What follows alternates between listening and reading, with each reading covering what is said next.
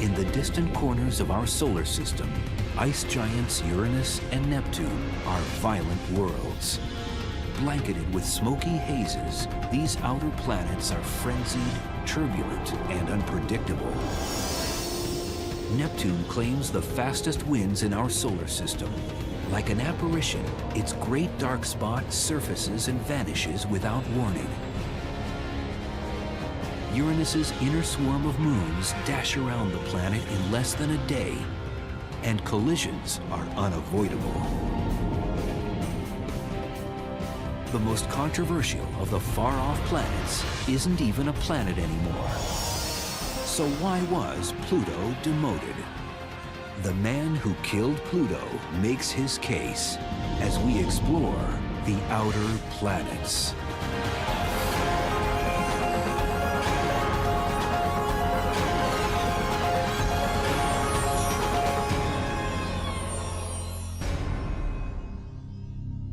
Meet the man who killed Pluto.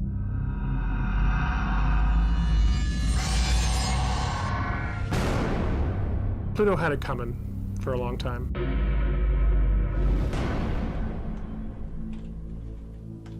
Caltech astronomer Mike Brown set in motion a chain of events that reduced the long-established number of planets in our solar system from 9 to just 8. Yet he feels no remorse. There was no way that Pluto could survive its status as the single lonely ice ball, but it was gonna fall, and it certainly fell.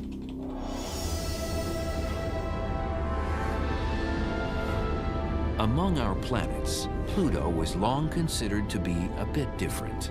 Much smaller than the rest, it has the largest moon in proportion to its own size. It also has the most inclined and eccentric orbit. Its orbit is sort of shaped like an egg. Pluto's orbit causes it to get significantly closer to the sun and then further away from the sun. This cosmic needle in a haystack eluded planet hunters for decades. The eighth planet, Neptune, had been discovered in 1846, and astronomers at the turn of the century were convinced there was a ninth planet in the far reaches of our solar system.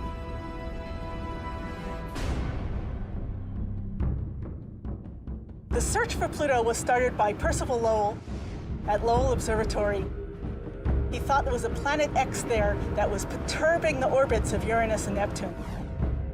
Before finding the elusive planet, Lowell passed away. But the observatory's research assistant, Clyde Tombaugh, continued his quest. In 1930, at the age of 24, Tombaugh captured an image of an object that seemed to validate Lowell's predictions.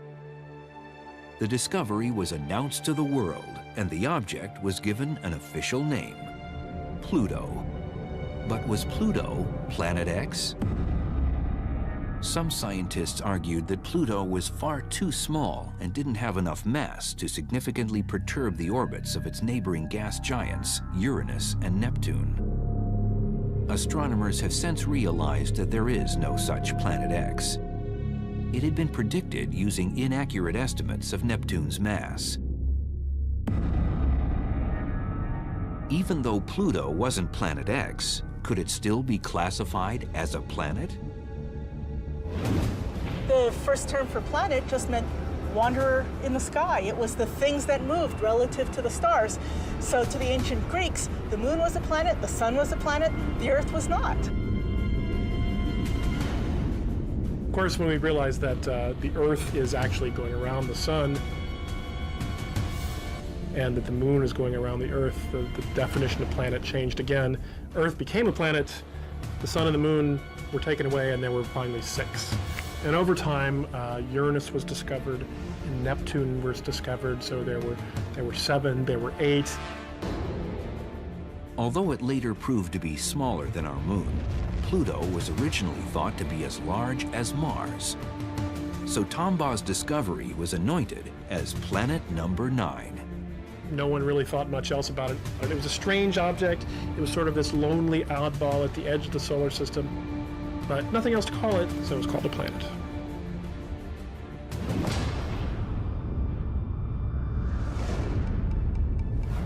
Because of its great distance from the Sun, Pluto takes its name from the Roman god of the underworld.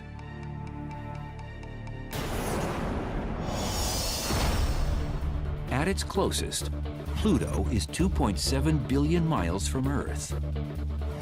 Its diameter is 1,485 miles, half the width of the United States. It takes 248 Earth years for Pluto to orbit the Sun.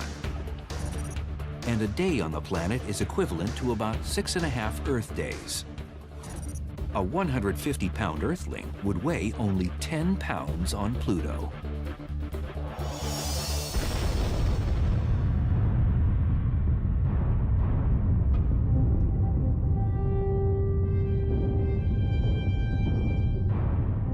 It's a testament to modern technology that we know anything at all about the surface of Pluto.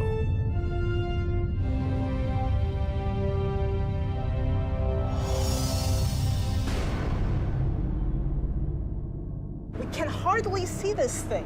Even with the Hubble Space Telescope, we get maybe 4 pixels across, maybe 12 pixels total. But even with that, we see that parts of Pluto are as dark as coal and parts of Pluto are as bright as snow. Even from afar, scientists can measure the composition of the planet. They believe that the bright areas of the surface are made up of 3 types of ice. Well, one is carbon monoxide, one is methane, which is the same as natural gas. And then the third is nitrogen, the same stuff that we have breathing here in our atmosphere. The dark areas are probably solid rock. The darker areas are almost certainly silicates of some sort. Silicates not unlike the rocks that we see here. That means there's silicon in them and there's oxygen in them. We're up here in Rocky Mountain National Park in Colorado. There's some snow around, there's some rocks around. This is similar to what we're going to see on the surface of Pluto. A traveler to Pluto would find that despite the snowy surface, it is a very dim place. About 30 or 40 times further away from the Sun than the Earth is. This means that the sunlight hitting the surface of Pluto is about 1,000 times fainter than it is on the Earth. It's maybe about the same brightness as being outside under a dim street light at night. You could probably, you could take a book, you could probably read it there. Take a headlamp though, take a flashlight, it'd help out. Its distance from the Sun also makes Pluto one of the coldest places in the solar system, with a bone-chilling average temperature of -388 degrees Fahrenheit. And because of its small size and low density, gravity on Pluto's surface is far weaker than on Earth.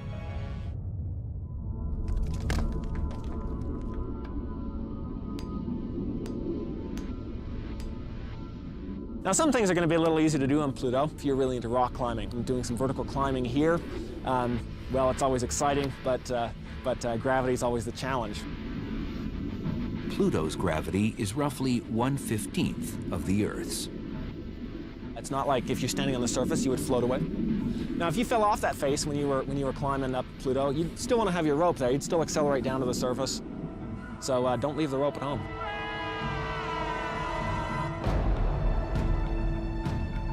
Scientists would love to chip away at the surface of Pluto, because hidden within its rocks is a whole missing chapter in the history of our solar system. Pluto's a great planet. I mean, it's what I think is really great about it. It's sort of the ultimate time machine in our solar system. It really shows us what the environment of the solar system was like 4.5 billion years ago when it's formed. The surface there is much more ancient than you're going to find almost anywhere else in the solar system. And if you're looking for rock on the Earth has been around for that same time period, 4.5 billion years or so. But if you're looking for rock that's that old on the Earth, you're not going to find it. And that's because the Earth is sort of constantly recycling its material. We have plate tectonics going on that sucks all this material back into the mantle. You have volcanism going on that pumps out new material and processes the surface. So it's really a much younger surface on the Earth compared with the ancient surface that we're going to see on Pluto. The rocks that we're sitting on here have been processed by the high pressures in the Earth. On Pluto, it's more primitive. Primitive, but far from pristine. Pluto is likely riddled with impact craters. Impact craters are caused by asteroids or meteoroids impacting the surface. These are essentially pieces of the solar system that were never made into planet. Out of the surface of Pluto, you don't have an atmosphere, you don't have glaciers, you don't have wind, you don't have rain, you don't have erosion. And so the one dominant feature that you see on the surface is probably going to be a lot of impact craters. Pluto's pockmarked surface undergoes a transformation as it orbits near the Sun. Under the additional heat, some of the frozen gases evaporate to form a temporary atmosphere. As Pluto recedes from the Sun, the gases freeze again and fall back down to the surface.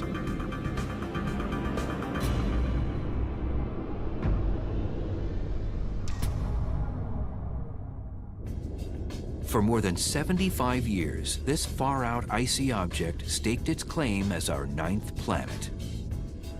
So why is this little piece of snowy rock now causing such controversy? Why was Pluto kicked out of the solar system's most exclusive club?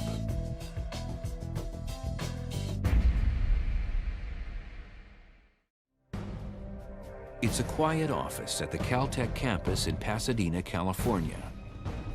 And it was from here that Pluto's demise as a planet began. But astronomer Mike Brown was never looking to destroy a planet. Equipped with Palomar Observatory's 48-inch telescope, he was seeking out Pluto-sized worlds at the far reaches of our solar system. And in 2005, he found one, an object bigger than Pluto, with its own moon, both orbiting the Sun.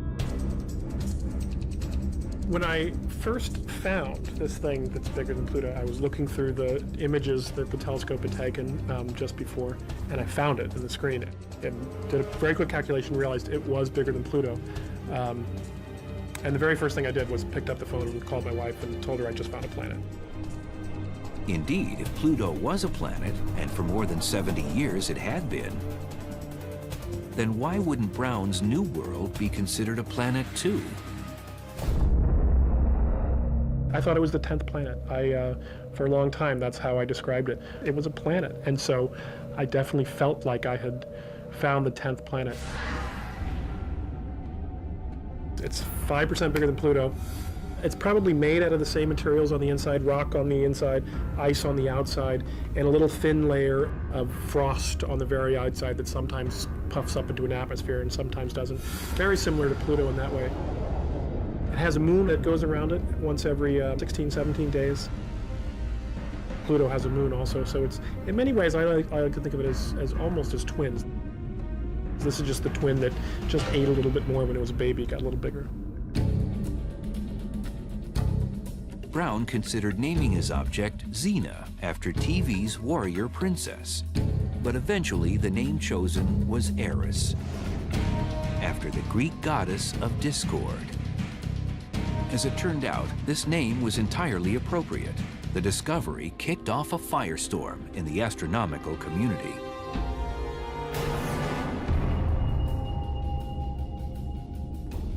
Now, the very definition of a planet was being hotly debated. Would Eris officially become our 10th planet, or would Pluto-sized objects be reevaluated as a whole? The argument was brought to the table in a 2006 meeting of the International Astronomical Union in Prague. A vote was taken, and the term planet was defined scientifically for the first time. Those who are in favor of Resolution 6A, which introduces this new category of trans-Neptunian objects with Pluto as a prototype. The recommendation is that we consider Pluto and other similar trans-Neptunian objects to be in a special class. We didn't reconsider Pluto's status because we learned anything new about Pluto that made it less interesting. Instead, scientists say the issue was addressed because they learned about Eris and other large Kuiper Belt objects. The Kuiper Belt is a 3.5 billion mile wide region in the outer solar system near Pluto. It's home to hundreds of thousands of icy objects, the first of which was discovered in 1992.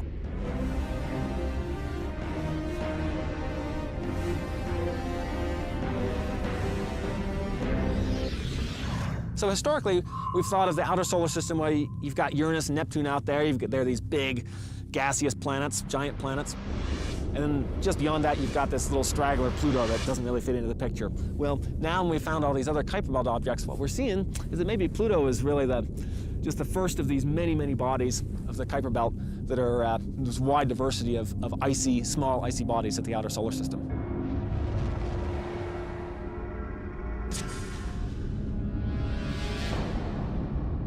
The result of the IAU vote stipulated that a planet is a spherical object that orbits the sun and clears out the neighborhood around its orbital path. Since the area around Pluto is full of other Kuiper Belt objects, the new definition would leave Clyde Tombaugh's great icy discovery out in the cold. Pluto's 76-year reign as the 9th planet was over. Our solar system would now officially consist of only 8 planets. Objects like Pluto and Eris were given the new classification, dwarf planets.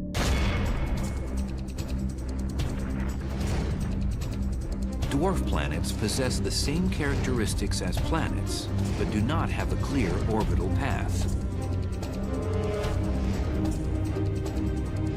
Under the new definition, Ceres, the largest asteroid in our solar system, is also a dwarf planet. We have this new terminology because there's more things in the outer solar system than we used to think. It's like all you could see is one skyscraper, and now all of a sudden you have a whole city in front of you.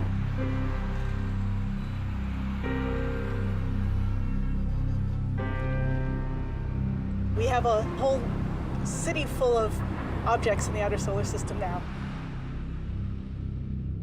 The IAU vote was meant to settle the debate on what constitutes a planet, but many scientists refuse to accept the outcome. There are astronomers who want it to be a planet still, and they just keep ripping those scabs off whenever possible, and they want to keep it fresh. I believe Pluto is a planet. And I don't think the question of whether or not Pluto is a planet is really that important. Fundamentally, it's not a scientific question, it's a question of names. But in a way, in an odd way, it's become one of the highly visible subjects of planetary science. People always ask whether Pluto is a planet or not. There's not one easy dividing line. There's not where you move from being a planet over here to being a planet over here to being not a planet over here, just like there's no real dividing line between a stone and a pebble. It's really more of a sociological question. It's a question of definitions of words rather than a question of science.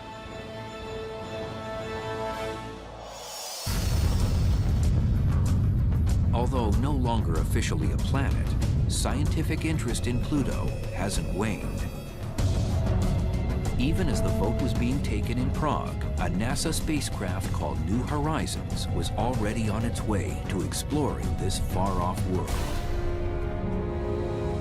The New Horizons mission will be the first spacecraft ever to visit Pluto. By going to Pluto, studying Pluto, it's no longer a mission to a singular object, but it's actually a mission to one of a class of objects that we'll get to learn about. But New Horizons needs to travel at warp speed, or a valuable research opportunity to study Pluto's atmosphere will be lost for at least the next 200 years.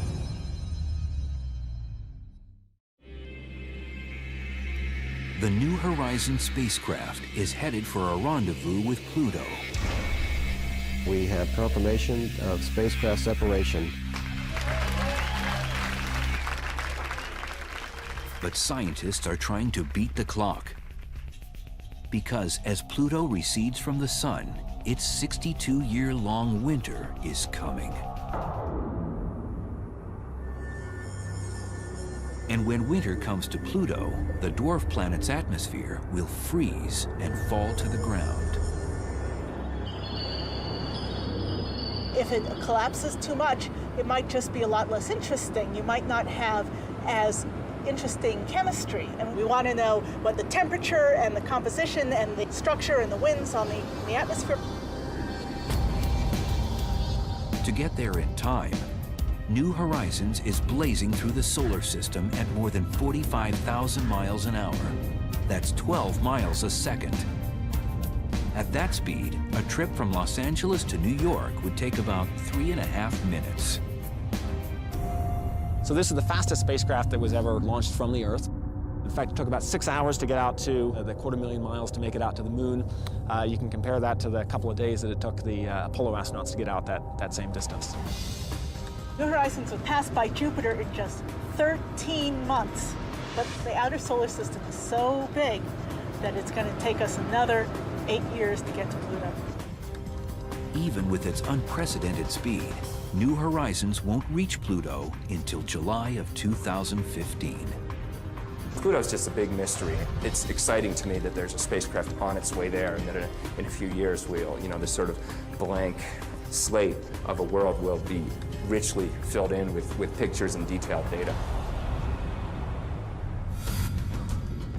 About 4 billion miles from Pluto, Uranus is a mesmerizing blue marble. And it's really strikingly beautiful and different from the other planets. It's a giant blue, pale blue, fuzzy ball sitting there in space against the darkness of space. And it's just that striking blue color and the almost pure featurelessness of it. It seems unreal. It looks as though it was sort of created by some movie special effects person. Because how could you have a planet that large and that perfect and just this giant featureless blue? Uranus is 1.6 billion miles from Earth. It has a diameter of nearly 32,000 miles, 4 times Earth's diameter. It takes 84 Earth years for Uranus to orbit the Sun. 1 day on Uranus is a little over 17 hours. If you weigh 150 pounds on Earth, you would weigh 133 pounds on Uranus. Named after the Greek god of the sky, Uranus has the most off-kilter axis of any planet in the solar system. At an angle of 98 degrees, the planet is actually spinning on its side. What that means is that at one time of the year, only one hemisphere is pointing towards the sun. The other hemisphere is complete darkness. The time for Uranus to orbit the sun is about 84 years, which means that for half of that time of 40 years, one hemisphere is in sunlight and the other hemisphere is in dark. It's like the Arctic Circle on Earth, except for it's the whole planet. That tilt is so extreme that in a sense, the whole northern hemisphere is the Arctic, and the whole southern hemisphere is the Antarctic. Uranus owes its cool bluish-green color to methane. The methane absorbs red and orange wavelengths from sunlight, but reflects blue and green.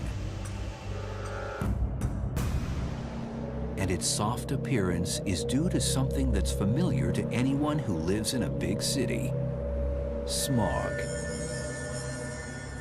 In Southern California, we're used to smog, which is photochemically produced haze material, which gives this hazy appearance in the atmosphere. This is similar to the atmospheres of the 4 gas giants. In the outer planets, there's methane, which is natural gas. Sunlight converts it to complex particles as well, which forms a haze, which is the reason the planets don't have a very sharp, but have a fuzzy look to them. Scientists speculate that Uranus and its celestial neighbor Neptune form the same way. As the early protoplanetary disk of gas and dust in our solar system settled, Jupiter and Saturn gathered up the most material and became the largest of the gas giants. As Jupiter and Saturn's orbits grew, they destabilized the planetary system as a whole. Dynamic interactions pushed Uranus and Neptune outward to the edge of the solar system at an accelerated rate, where they feasted on icy objects. They have a lot of that initial gas, but they also gathered a lot of icy material and some rocky material in their formation. So consequently, although they have this surrounding envelope of hydrogen and helium gas and some methane, some nitrogen, some other stuff, they also have a lot of icy material in the inside. These icy interiors have led some to call Uranus and Neptune the ice giants. But it's incorrect to imagine them as balls of solid ice that an astronaut could walk across. Well, if we dropped an astronaut or a probe towards the center of Uranus or Neptune, well, first of all, they'd be in a lot of trouble. There's really no solid surface that they could stand on. There may be a small rocky core at the center of these planets, but the pressure that they would be experiencing from the atmosphere overhead and this liquidy, icy region would crush them. It would be millions of times the pressure that we have from our own atmosphere, for example. So they would be flattened well before they ever reach the solid surface. While the other gas giants have wild weather patterns, Uranus seems to be relatively calm, and scientists think they know why. Uranus is unique among the gas giant planets in that it is the only one that doesn't have an internal heating source. Jupiter, Saturn, and Neptune all have heat coming from deep within the planet, and that helps drive the circulation, and it explains why we see a lot of the banded structure that we do on those other three planets. Uranus doesn't have this internal heating source. Uranus has another claim to fame, the way in which it was discovered by astronomer William Herschel in 1781. At the time, the only known planets were the 6 visible to the naked eye from Earth. But Herschel first laid eyes on Uranus through a telescope. Herschel was an amateur astronomer, professional musician, and an optician, so he had the knowledge and ability to generate the best telescopes in the world at the time. The discovery of Uranus was incredibly significant in the history of humanity because it was the first planet discovered by telescope, the first planet that the ancients didn't know about. In 1977, NASA's Kuiper Airborne Observatory made another exciting discovery when astronomers aimed their telescope at Uranus. They were planning to watch a fairly common astronomical event, the passage of the planet in front of a star. But as Uranus closed in, the star suddenly winked. In fact, it seemed to flicker on and off 5 times as it neared the planet, and then several more times as it emerged on the other side. What was the cause of this strange phenomenon? The flickering star was actually passing behind 5 planetary rings, features that had only previously been seen on Saturn. Subsequent observations from the ground and then the Voyager spacecraft confirmed the ring's existence.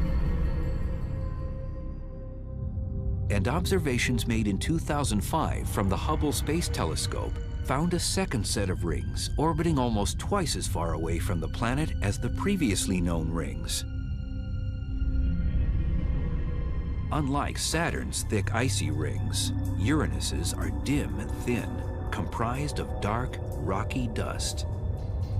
Some of Uranus's dusty rings were likely formed by the impact of a meteor or a comet with one of the planet's 27 moons. The inner rings could be the result of collisions between the moons themselves, especially the 13 that orbit in the planet's kinetic inner swarm. There are a lot of inner moons around Uranus, moons that are very small and close to the planet. They tend to have very fast orbits on the order of maybe a day. Other moons zip around Uranus in just 12 hours. By comparison, our moon circles a planet 4 times as small and takes 28 days to do it. With Uranus's moons speeding around the planet like race cars, it's only a matter of time before 2 of them end up in another cosmic collision.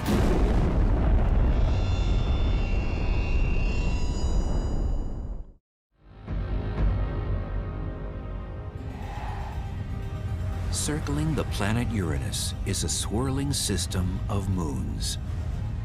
Even within the last decade, substantial changes have been detected in their unruly orbits. Scientists believe it's only a matter of time before two of them cross paths. We can be very certain that in a period of a million or a few million years, that some of them will collide with each other. I'm thinking particularly of Cupid and Belinda, which are two small moons that happen to be orbiting very close to each other. Traveling at just a few hundred miles apart, scientists expect that at some point, these moons, due to gravitational forces that they impart upon each other, will eventually collide and rip each other apart.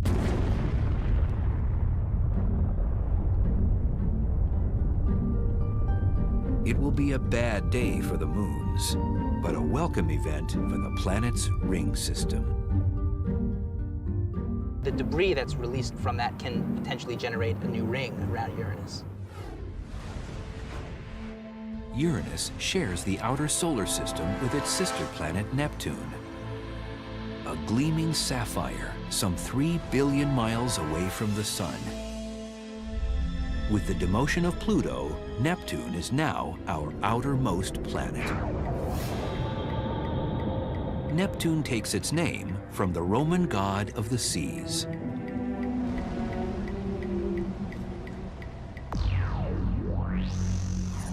Neptune is 2.68 billion miles from Earth. Measuring roughly 30,000 miles, Neptune's diameter is 4 times that of Earth's. A year on Neptune is equivalent to 165 Earth years, and a day lasts 16.1 hours.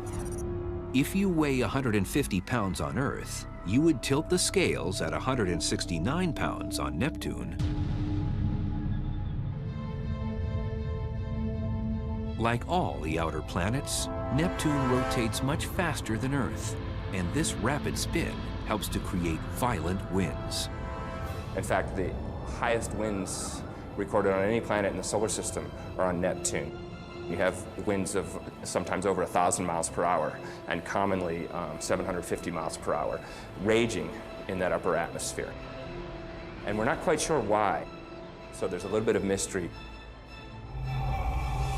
What puzzles scientists is why Neptune's winds blow even stronger than those on the other outer planets, with speeds 2 to 3 times faster than in Jupiter's blustery Great Red Spot.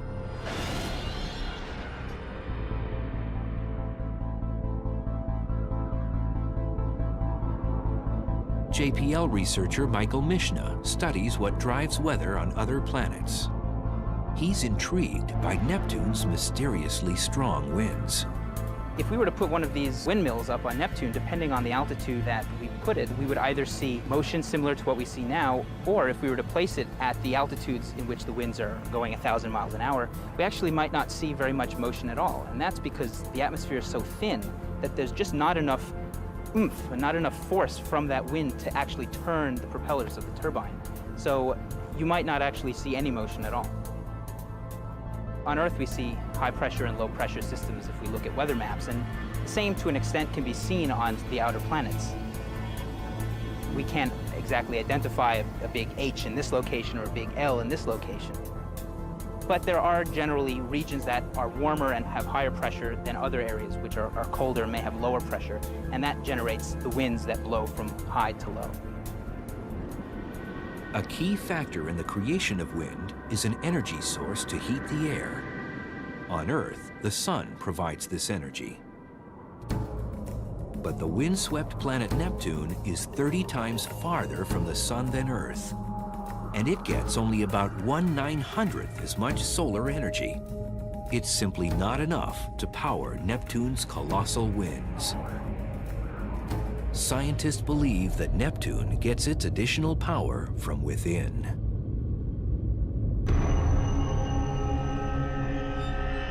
Measurements taken by Voyager 2 showed that Neptune radiates twice as much heat from its interior as it gets from the sun. The highest ratio of heat outflow to inflow of any planet in the solar system. Neptune has a relatively large amount of internal heating, which is coming from radioactive decay of materials inside and other chemical processes that are occurring, and that releases a lot of heat from the inside. Just why the interior of Neptune generates so much heat remains a mystery. It's led some to speculate that the planet is still in the process of forming, and the infalling gases are releasing heat as they are compacted by gravity.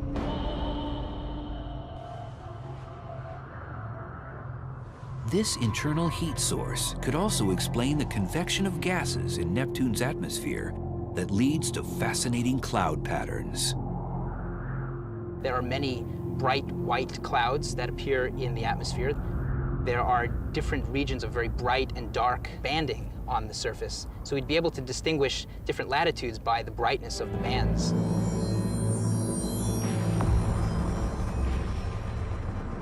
Scientists believe that the banding patterns have something to do with Neptune's cloud composition. These are probably made of methane, and they move very fast around the planet as well. Neptune's wind movement is unlike anything we are accustomed to.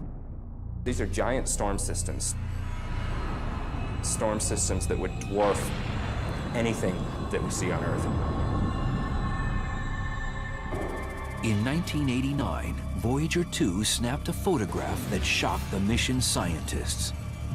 Neptune had a huge storm, a great dark spot in its southern hemisphere.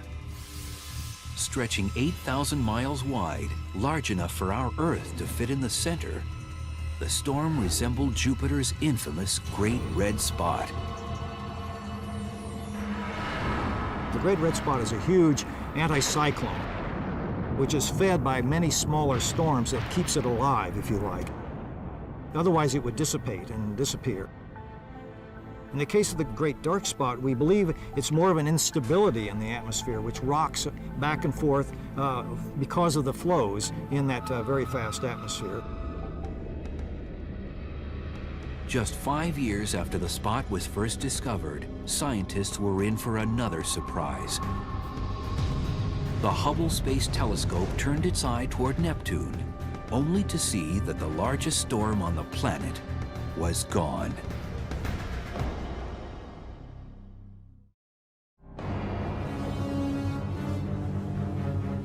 What happened to Neptune's Great Dark Spot? Within a span of 5 years, the largest storm on the planet simply vanished from the southern hemisphere. But that didn't mean the end of megastorms on Neptune. Astronomers using the Hubble Space Telescope observed that a new Great Dark Spot had appeared. But this time in the planet's northern hemisphere. It seems that on Neptune, these storm systems that manifest as these big spots you can see with a spacecraft or a telescope, they sort of come and go on shorter time scales than, say, the Great Red Spot on Jupiter, which has been there for hundreds of years. Not only are these storm systems transient, they're also eccentric. Scientists observed that the size of the Great Dark Spot oscillated by several thousand square miles within a span of just 8 days. The disappearance and reappearance and overall erratic movement make Neptune's storm systems some of the most unpredictable in the solar system.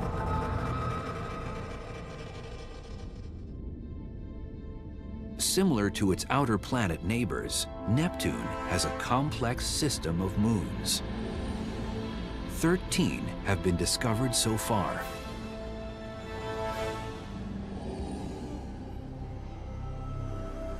Some of Neptune's moons may have originally formed elsewhere in the solar system. Neptune's probably capturing these moons from the vast amount of material that's actually in our solar system beyond the orbit of Neptune and Pluto. There is a lot of very icy bodies, small bodies, planetesimals and other rocky things that pass through our solar system and other debris. Every so often, some of this debris might collide with each other, and then they get pushed in towards the solar system.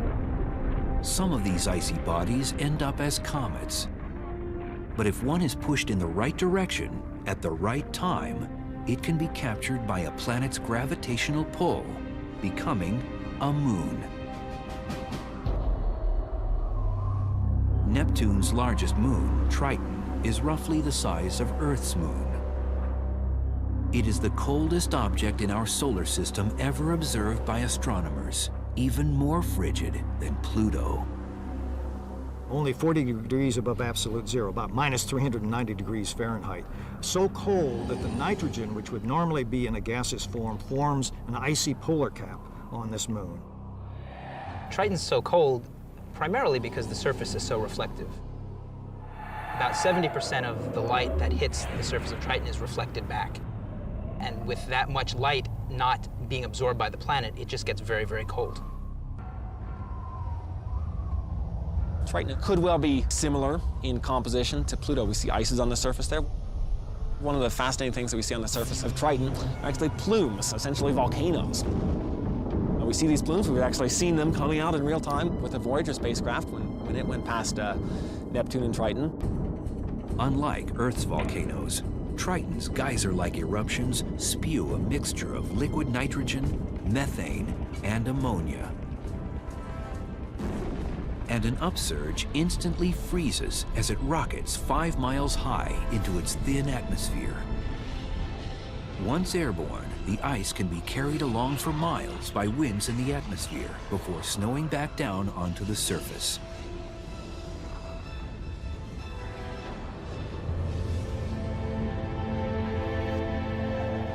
Geological activity on Triton makes scientists wonder if there's water, perhaps being heated under Triton's icy exterior. And as the theory goes, where there's water, life could be present. If that's the case, Neptune's largest moon could be home to one of the biggest discoveries of all time.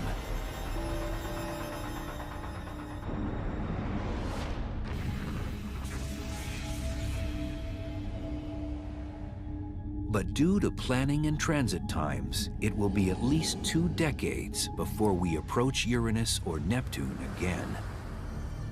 We've had discussions, but there are no current plans. We could with Voyager, where we just had a brief flyby, and we managed to collect a lot of discovery. But in fact, we need to get back to pursue those discoveries. In the meantime, scientists will be focused on new horizons as it rockets even closer to Pluto.